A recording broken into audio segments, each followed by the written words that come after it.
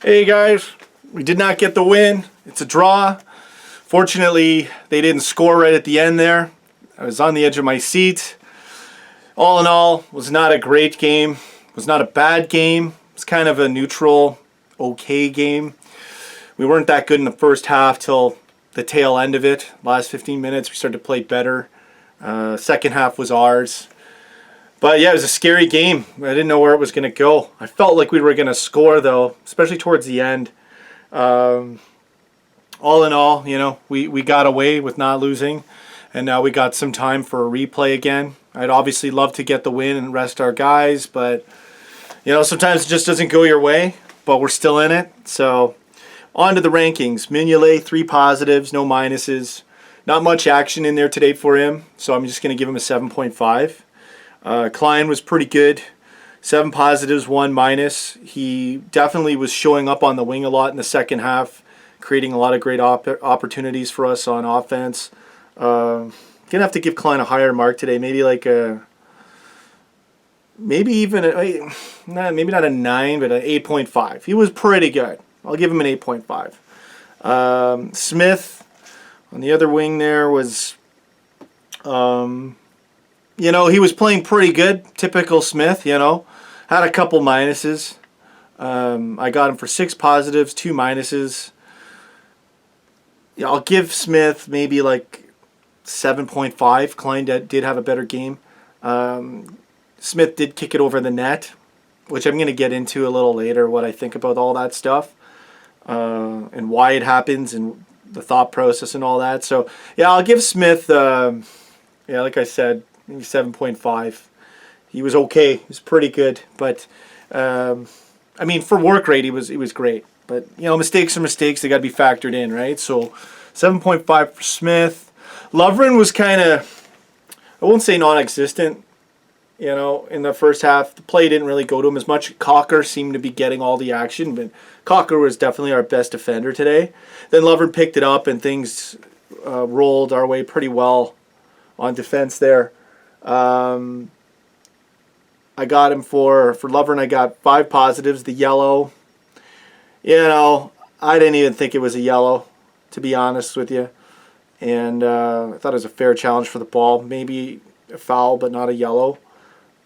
And 1 minus. So Lovren was pretty good. Maybe an 8, 7.58, close to Smith. Maybe a little. Yeah, no, it was not much. I'll give him a 7.5 with Smith. It's about the same. Cocker was really good on defense. I got him with 9 positives, 1 minus. Klein, I gave an 8.5 with 7 positives, 1 minus. Maybe Klein should get an 8. Klein should get an 8, and then Cocker should get an 8.5. He was really good for us. I'd want to give a 9, but I'll go with an 8.5 for Cocker. Good game. Best defender on the pitch today. Joe Allen, didn't really, no Superman today, but he played a good game. He was really energetic out there. Did a lot of great running for us. Kicked the ball in the stands like Smith and Stewart as well, which I'll touch on that later. All in all, I caught him with 6 positives, 1 minus, but I think his work rate, and there were some other things he did that I might not have, sometimes there's a lot of it's not so much, it's how you cover and how you recover in certain scenarios that I don't always mark for a positive. And Allen's right in there for that action. I'm going to have to give, I'll give Allen something like Klein, like an 8. Yeah, Joe Allen gets an 8 today. He was pretty good. 6 positives, 1 minus. Joe Allen gets the 8. Let's go with, I'm not going to mark Sinclair, Ojo, and Enrique. Taking Teixeira off. Klopp's going to get, I'm going to do a marking for Klopp today. Putting Enrique on there. And then he does that garbage kick. Yeah, for Teixeira, I don't know. Why don't you just go for it? I know he's trying to play it safe. I understand, but I don't know. I was not happy about that. We'll go into Stewart for his ranking here. Stewart was really good, but then he got some minuses. It's gonna be a tough one here. I got Stewart for 8 positives, 5 minuses. The minuses weren't that bad, but there's a couple times the kick over the net was bad, and then there was another time he got caught towards the end. It was bad. But Stewart's a great player, and he played a good game. Like the minuses and the positives, he did have 8 positives. You know, I'm going to have, those minuses are standing out. I'm going to have to give Stewart, if he didn't have those minuses, he was hitting close to an 8.59 game really well. The minuses are going to hit him hard here. It's just the way it rolls. As an entire performance, he's going to go down to about, I'm going to have to give him a 7. You know, those minuses are hitting pretty hard. Give Stewart a 7. But if he didn't get those minuses, he would have been in more of an 8.59 area. But 5 minuses, even if some of them are small, there's a couple big ones. So I have to mark them a little more aggressively there. And I am marking the guys pretty high considering the game was not a great game either. I'm going just by my positives and minuses today. Brannigan. Wow. Like, Brannigan was great. Definitely potential man of the match. He won't get it from me today, but he's very close. 2 small minuses, 8 positives. And man, can he ever take corners, free kicks. Beautiful. And the crosses, Brannigan's awesome. I wasn't sure about Brannigan before. He still has iffy moments. You know, he does silly things once in a while. But yeah, he's great. And he had a great shot on net too. Gonna have to give Brannigan, you know, he was up there. His minuses are very small. Only 2 of them with 8 positives. Positives were big. He's gonna get a 9. He was just really good. His minuses were small. So Brannigan deserves a 9 today. He looked great out there. On to Ibe. Ibe was so hot and cold. Look bad, look good, look okay. He was passing the ball more. Then he'd do something silly. Then he'd go back, do something good, do something silly. I literally have 1 positive, 1 minus, 1 positive, 1 minus, 1 positive, 1 minus, 1 positive. Like it was, he was so hot and cold today. I like that he was passing the ball more. He did look more like a team player out there today. Having some good touches with Teixeira. That being said, those minuses are sticking out, and he really didn't, you know, it was not an impressive performance, but it was a better performance than the atrocious one he had against Norwich. I'll give Ibe a 7. Yeah, 3 minuses. Yeah, it's the same with Stewart. Yeah, I think Stewart even had a better game, but those minuses hit him hard. Ibe's gonna get a 7. And I don't even know if that's a good marking. You know, I should give him a 6.5. He just wasn't, there wasn't enough markings to boost him up. Maybe even a 6. Yeah, no, 6.5. I'll give Ibe a 6.5.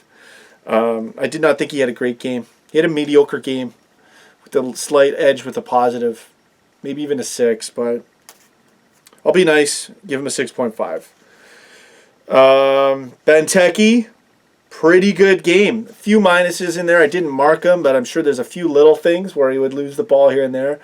He's challenging well. He was running pretty good.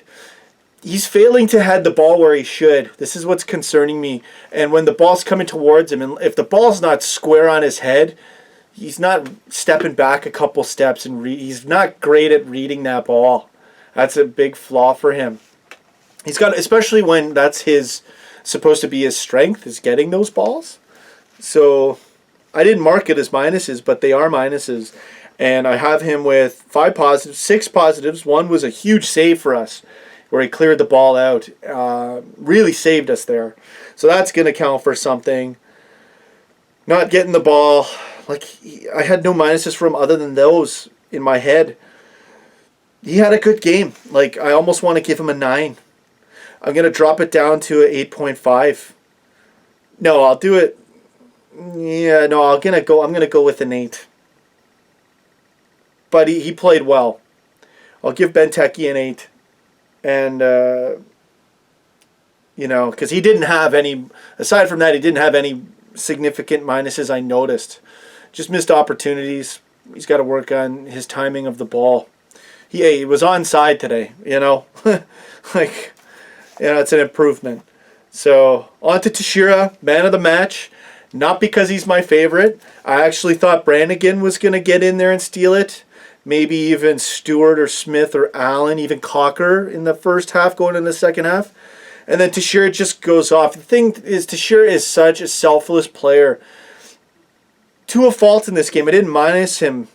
He's not going to get a 10 this game, but this will be kind of a hidden minus where he passed and it was a pass first mentality, but it was red and the guy in the midfield stole it. So that's because it's overpassing, over selfless. When you're that good, you got to be selfish. There's a time where you got to go for it, or hold it for a second and try something else. But Teixeira is that much of a team player where he won't usually do that at all, which generally will work for us really well. But I'm still going to count it as like kind of a hidden minus there. I got Teixeira with 12 positives. No minuses except for those things. He's getting a 9.5. Great game from Teixeira. And he wasn't perfect. I mean, I could even bump it down to a 9. But he was good. He did have an edge over Brannigan today. So 9.5 makes sense. Great game from Teixeira. Got to get some starting time. He's a huge difference maker. He could have had 2 goals. They were great shots on net. Both were great saves by the keeper. Even Benteke on that thing, like my dad was yelling. There was only so much time, and the ball it takes time and space for that ball to get up in the air, and you kick it quick. Got the goalie's foot. I know it wasn't in the air, but hey, if he had kicked it over the net, you would never hear the end of it. So yeah, Teixeira, man of the match. On to Mr. Klopp's ranking. Yeah, not going to give a high marking for Klopp today. He took too long going in with the subs there. It's a risky thing. You want to trust your guys. You want to give them a game. Especially Ibe. I could see what he was doing there. He didn't want to take off Ibe too early because of how he did it in the Norwich game, and Ibe didn't seem to be too happy about that. So it's a psychological thing for the team, but is it the right decision? I don't know. I mean, I could have used Ojo in there much earlier. At the 60-minute, a classic Rodgers sub would have sufficed for sure there. Usually Ibe's one who would be coming on, though, back in those days. Things have changed, but yeah, Ojo, definitely. I would have subbed someone at the half. I mean, we're not good. If we're not the better team at the half, boom, you strike it down. You make it happen. West Ham had 2 subs. I think they used all their subs. I don't know I know they had 2 in the first half. One because the guy got cut open. Joe Allen headbutting the guy. Oh, I love it. Not to see a guy get hurt or nothing, but I love the challenge. And Allen was there, and it was a fair ball. And Superman headbutts you, you're out of the game, right? So, yeah. So Klopp's not going to get a high marking today. I'm going to give Klopp a 6. You got to sub earlier. You got to, and then subbing in Enrique at the end for Teixeira. I mean, if anything, just tell the guys, hey, look, play more cautionary. I don't see what Enrique's going to really do for you. I understand why, but that kick, no. So anyway, that's it. That's my markings. As a team performance, I'm going to say we deserve... It wasn't a great game, but we were trying. Team performance is 6.5. I think Klopp could have done that sub earlier. Would have totally changed the game. Waited way too long. I covered my notes with Brannigan being amazing with the corners, free kicks, and crosses. On to this last thing here with Smith, Stewart, and Allen kicking the ball over the net. The thing is when the play goes like that, and I think on all 3 plays, or at least 2 of them, We had our chances and the ball was coming back and we still got it. When you have that, if you're going to go for that kick, here's the thing. That ball is coming towards you, okay? You got to know how to kick. That's not an easy ball to kick. If you kick it right, it's money in the bank because that thing is going to have so much energy and velocity because of a ricochet off your boot and momentum shift there, that thing's going to have so much power. So really, those balls, if you trying to kick it up, even the slightest thought of, oh, I won't try to kick it too much up, that thing's gone. Okay, when a ball comes back to you like that, you might as well aim to kick it on the ground.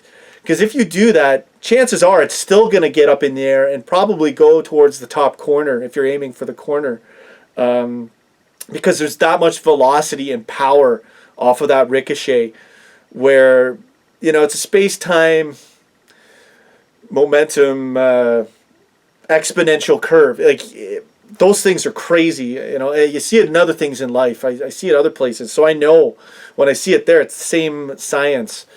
And I'd much rather keep the ball. If you do not know how to kick those balls, the thing is when a ball, it's so tempting because when that ball comes at you like that, and you're the guy, like, you feel like it's not just a selfish thing. It's a bit of selfishness for sure, a bit of the spotlight, balls come in there. But it's the excitement, really, that's like, oh, I can crack it in. But see, when you're thinking crack it in, automatically you're going to kick it somewhat in the air. And every time that ball goes at least whatever the height of the goal is on top, double the size, if not triple, like when it's really bad. So anyone ever trying to take those shots, keep it on the ground. It's your best bet. If someone blocks it, you'll look bad, but I'd much rather have a ball blocked on the ground with another chance at a rebound than a wasted opportunity over the net and we lose possession. So, I mean, I can't fault the guys for taking it that much. It's an exciting moment, but I'm seeing it time and time again, and when people do that, it drives me nuts because I know why. Anyways, that's it for the review, guys. We're playing Leicester Tuesday. Go get it. Huge game. Big game. Third top of the league. If we get this, we'd be at 37 points. And if United loses to Stoke, we'd be level with them. We'd be creeping up into top 4. We'd be getting close there. I know other teams have to play, and they're still... I don't want to get ahead of myself. But with all the injuries and everything, and things are rolling our way quite well right now. And we're still in the FA Cup. We could have easily got knocked out. That would have sucked. So maybe we'll bust into some momentum with this game and beat Leicester on their ground. That would be awesome. We'll see what happens. It's been an exciting time. So that's all I got for the notes. That's it for the review. Thank you guys so much for watching. I'll see you next time, and go get it.